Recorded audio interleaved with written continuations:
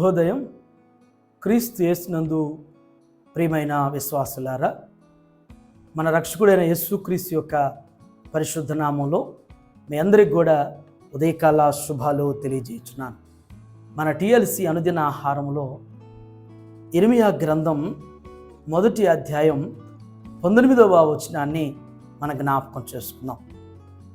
వారు నీతో యుద్ధం చేతురు గాని నిన్ను విడిపించుటకు నేను నీకు తోడై ఉన్నందున వారు నీ పైన విజయం పొందజాలరు. ఇదే యెహోవా వాక్కు.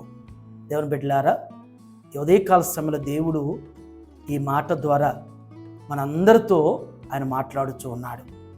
మనందరికీ దేవుడు జ్ఞాపకం చేస్తున్నాడు. ఈ వచనంలో మనం గమనించినట్లయితే, వారు నీతో యుద్ధం చేతురు కానీ నిన్ను విడిపించుటకు నేను నీకు తోడైనందున.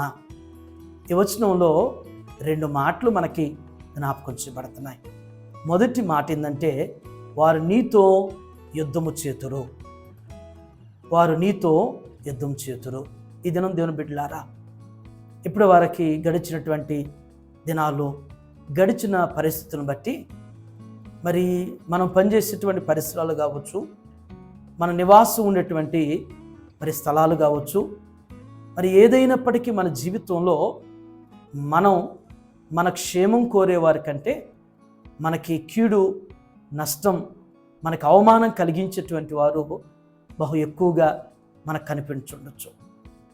అలాంటి వారు మాటలతో మనల్ని బాధించవచ్చు, పనుల చేత మనల్ని బాధించవచ్చు, ఆయుధాల చేత మనల్ని గాయపరచవచ్చు, ఆటంకాల ద్వారా మన యొక్క ప్రయాణంలో ఆటంకాలు కలిగించవచ్చు.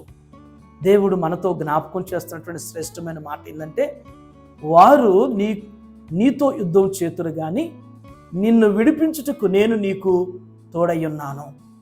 ఆ పరిస్థితులన్నిటిలో కూడా దేవుడు మనకు తోడుగా ఉన్నాడు.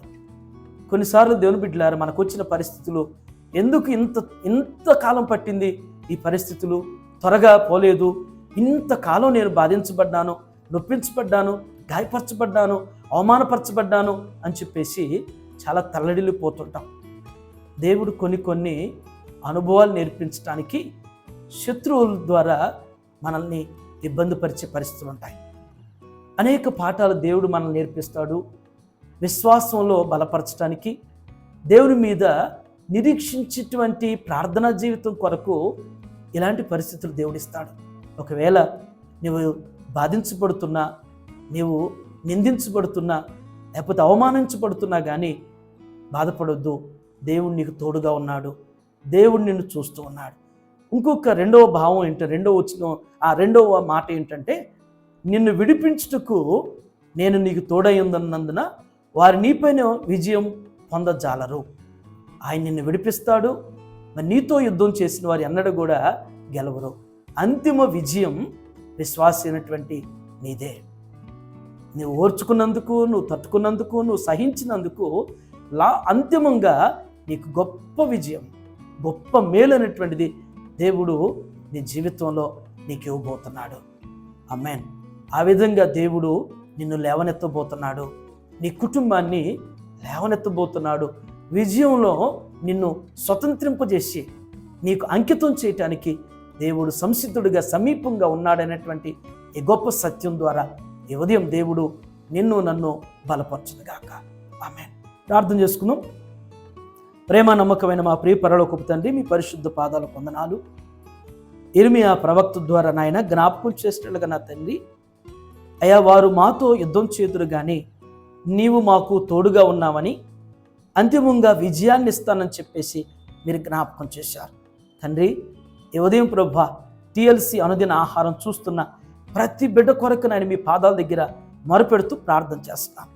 అయ్యా, సమస్త పరిస్థితులను చూస్తున్నటువంటి దేవుడు, సమస్త మానవాళిని ప్రభా మీ కనుదృష్టితో మీరు గమనిస్తున్నటువంటి దేవుడు, ఎవరి చేతనైనా నిందించబడుతున్నారో, బాధించబడుతున్నారో, గాయపరచబడుతున్నారో, అవమానపరచబడుతున్నారో, నిందలు మోపబడతబడుతున్నారో, అయ్యా ఆటంకాలునైనా ఎదుర్కొంటున్నారో, వాటన్నిటిని చూస్తున్న దేవుడు. అయితే ప్రభు, అంతిమంగా ప్రభా మీ బిడ్డలైనటువంటి మీ బిడ్డలకి గొప్ప విజయాన్ని ఇస్తానని మీరు జ్ఞాపకం చేశారు. ఈ దినం ప్రభువా అట్టి విజయంతో మీ బిడ్డలను అలంకరిస్తారని, అట్టి జయోత్సాహంలో నాయన మీ బిడ్డల్ని బలపరుస్తూ నిరీక్షిస్తూ యేసు నామములో ఈ ప్రార్థన మీకు సమర్పించున్నాను తండ్రి. Amen. God bless you all.